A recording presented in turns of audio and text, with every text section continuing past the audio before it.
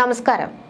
Pacific ചുഴലിക്കാറ്റ്, ന്യൂനമർദ്ദ സ്വാധീനം, വരാനിരിക്കുന്ന ന്യൂനമർദ്ദം എന്നിവയുടെ സ്വാധീന ഫലമായി ഇനിയുള്ള ദിവസങ്ങളിൽ മാസാവസാനം വരെ സംസ്ഥാനത്ത് മഴയിൽ വർധനവുണ്ടാകുമെന്ന് മുന്നറിയിപ്പ്. പൊതുവെ 25-ന് ശേഷം മഴയിൽ കൂടുതൽ വർധനവാണ് പ്രതീക്ഷിക്കുന്നത്. പശ്ചിമ ബംഗാൾ, ഒഡീഷ, ബംഗാൾ ഉൾക്കടലിന് മുകളിലുള്ള നിലവിലെ ന്യൂനമർദ്ദ സ്ഥിതി ചെയ്യുന്നുണ്ട്. അടുത്ത 24 മണിക്കൂറിനുള്ളിൽ ദുർബലമാകുവാനാണ് സാധ്യത.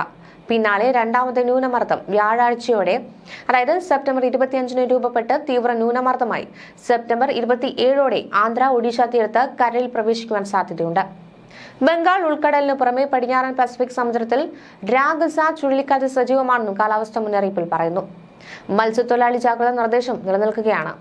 കേരള, കർണാടക, ലക്ഷദ്വീപ് തീരങ്ങളിൽ 25, 26 തീയതികളിൽ മത്സ്യബന്ധനത്തിന് പോകാൻ പാടില്ലെന്നാണ് കേന്ദ്ര കാലാവസ്ഥാ വകുപ്പ് അറിയിക്കുന്നത്.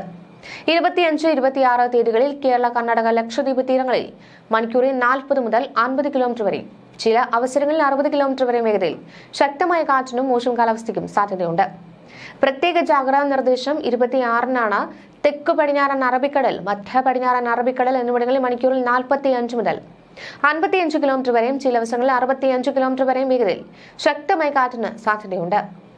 തെക്കൻ തമിഴ്നാട് തീരം, തെക്ക് പടിഞ്ഞാറൻ ബംഗാൾ ഉൾക്കടൽ, വടക്കൻ തമിഴ്നാട് തീരം, ഗൾഫ് ഓഫ് മന്നാർ, അതിനോട് ചേർന്ന കന്യാകുമാരി പ്രദേശം, തെക്കൻ ബംഗാൾ ഉൾക്കടൽ, മധ്യ കിഴക്കൻ ബംഗാൾ ഉൾക്കടൽ, ആൻഡമാൻ കടൽ എന്നിവിടങ്ങളിൽ മണിക്കൂറിൽ 40 മുതൽ 50 കിലോമീറ്റർ വരെയും, ചില അവസരങ്ങളിൽ 60 കിലോമീറ്റർ വരെയും വേഗതയിൽ ശക്തമായ കാറ്റിനും മോശം കാലാവസ്ഥയ്ക്കും സാധ്യതയുണ്ട്.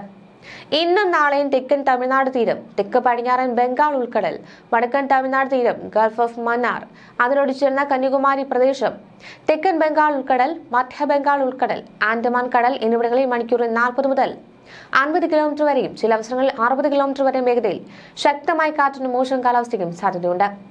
നാളെ മുതൽ 26 വരെ ആൻഡമാൻ കടൽ, മധ്യ ബംഗാൾ ഉൾക്കടൽ, തെക്കൻ ബംഗാൾ ഉൾക്കടൽ, വടക്കൻ ബംഗാൾ ഉൾക്കടൽ എന്നിവിടങ്ങളിൽ മണിക്കൂറിൽ 45 മുതൽ 55 കിലോമീറ്റർ വരെയും, ചില അവസരങ്ങളിൽ 65 കിലോമീറ്റർ വരെയും വേഗതയിൽ ശക്തമായ കാറ്റിനും മോശം കാലാവസ്ഥയ്ക്കും സാധ്യതയുണ്ട്. 25-നും 26-നും തമിഴ്നാട് തീരം, ഗൾഫ് ഓഫ് മന്നാർ, അതിനോട് ചേർന്ന കന്യാകുമാരി പ്രദേശം, തെക്കൻ ബംഗാൾ ഉൾക്കടൽ, മധ്യ ബംഗാൾ ഉൾക്കടൽ, ആന്ധ്രാപ്രദേശ്, ഒഡീഷ, പശ്ചിമ ബംഗാൾ, ആൻഡമാൻ കടൽ എന്നിവിടങ്ങളിൽ മണിക്കൂറിൽ 40 മുതൽ 50 കിലോമീറ്റർ വരെയും, ചില അവസരങ്ങളിൽ 60 കിലോമീറ്റർ വരെ വേഗതയിൽ ശക്തമായ കാറ്റിനും മോശം കാലാവസ്ഥയ്ക്കും സാധ്യതയുണ്ട്. ബംഗാൾ ഉൾക്കടലിൽ ന്യൂനമർദ്ദം രൂപപ്പെട്ടതിനെ തുടർന്ന് കേരളത്തിൽ ഇന്ന് എല്ലാ ജില്ലകളിലും മഴ സാധ്യതയുണ്ട്. ഗുജറാത്ത് മുതൽ തിരുവനന്തപുരം വരെയുള്ള തീരദേശ മേഖലകളിൽ എല്ലായിടത്തും ഒരുപോലെ തന്നെ മഴ ലഭിക്കും. കഴിഞ്ഞ ദിവസം രാത്രി മുതൽ തന്നെ കേരളത്തിൽ വിവിധ പ്രദേശങ്ങളിൽ മഴ ലഭിക്കുന്നതായി റിപ്പോർട്ടുകൾ പുറത്തു വരുന്നുണ്ട്. ഇന്ന് രാവിലെയും വിവിധ ജില്ലകളിൽ മഴ രേഖപ്പെടുത്തിയിട്ടുണ്ട്. തൃശൂർ, മലപ്പുറം, ആലപ്പുഴ, എറണാകുളം ജില്ലകളിൽ വ്യാപകമായി തന്നെ രാവിലെ തന്നെ മഴ ലഭിച്ചിട്ടുണ്ട്. വടക്കൻ കേരളത്തിലും മധ്യ കേരളത്തിലും ഇനിയുള്ള മണിക്കൂറുകളിലും മഴ ഇടവിട്ട് തന്നെ ലഭിക്കും. തെക്കൻ ജില്ലകളിൽ മഴ താരതമ്യേന കുറവായിരിക്കും. അതുമാത്രമല്ല, ഉച്ചയ്ക്ക് ശേഷം വടക്കൻ ജില്ലകളായ കോഴിക്കോട്, കണ്ണൂർ, വയനാട്, മലപ്പുറം ജില്ലകളിൽ ഒറ്റപ്പെട്ട ശക്തമായ മഴ സാധ്യതയാണ് നിലനിൽക്കുന്നത്. രാത്രി മഴ കുറവ് വരുമെങ്കിലും നാളെ രാവിലെ മുതൽ വീണ്ടും മഴ സജീവമാകും. കഴിഞ്ഞ ദിവസം രൂപപ്പെട്ട ന്യൂനമർദ്ദം ബംഗാൾ ഉൾക്കടലിന്റെ വടക്ക് കിഴക്കൻ മേഖലയിൽ തുടരുകയാണ്. ഇത് ഈ മാസം 27-ഓടെയാണ് കരകയറുവാൻ സാധ്യത. മറ്റൊരു ന്യൂനമർദ്ദം ഈ മാസം 25-ഓടെ ഒഡീഷ, ആന്ധ്ര തീരത്തായി രൂപം കൊള്ളുകയും തീവ്ര ന്യൂനമർദ്ദമായി കരകയറുകയും ചെയ്യും. ബംഗാൾ ഉൾക്കടലിൽ തുടർച്ചയായ ന്യൂനമർദ്ദങ്ങൾ രൂപപ്പെടുന്ന സാഹചര്യവും പസഫിക് സമുദ്രത്തിലും ചൈന കടലിലും ശക്തിയേറെ ചുഴലിക്കാറ്റുകൾ നിലനിൽക്കുന്ന സാഹചര്യവും കേരളത്തിൽ ഈ മാസം അവസാനം വരെ മഴ തുടരാനുള്ള അന്തരീക്ഷ സ്ഥിതി ഉണ്ടാക്കും. ഇതിനിടെ കൊൽക്കത്തയിലും പ്രാന്തപ്രദേശങ്ങളിലും രാത്രിയിൽ പെയ്ത കനത്ത മഴയിൽ നഗരത്തിലെ പല സ്ഥലങ്ങളിലും വെള്ളം കയറിയതിനെ തുടർന്ന് 5 പേർ മരിച്ചു. ബനിയാപുക്കൂർ, കലികാപുക്കൂർ, നേതാജി നഗർ, ഗരിയാഹത്ത്, ഇക്ബാൽപൂർ എന്നിവിടങ്ങളിൽ വ്യത്യസ്ത സംഭവങ്ങളിൽ മരണം സംഭവിച്ചു.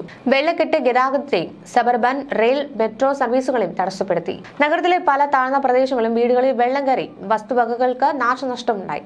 നിരവധി സ്കൂളുകൾ മഴയെ തുടർന്ന് അവധി പ്രഖ്യാപിച്ചിട്ടുണ്ട്. നഗരത്തിന്റെ തെക്ക് കിഴക്കൻ ഭാഗങ്ങളിൽ മഴയുടെ തീവ്രത കൂടുതലായിരുന്നു. കൊൽക്കത്ത മുനിസിപ്പൽ കോർപ്പറേഷന്റെ കണക്കുകൾ പ്രകാരം ഗാരിയ, കാംദഹാരിയിൽ ഏതാനും മണിക്കൂറുകൾക്കുള്ളിൽ 332 മില്ലിമീറ്റർ മഴയാണ് രേഖപ്പെടുത്തിയത്.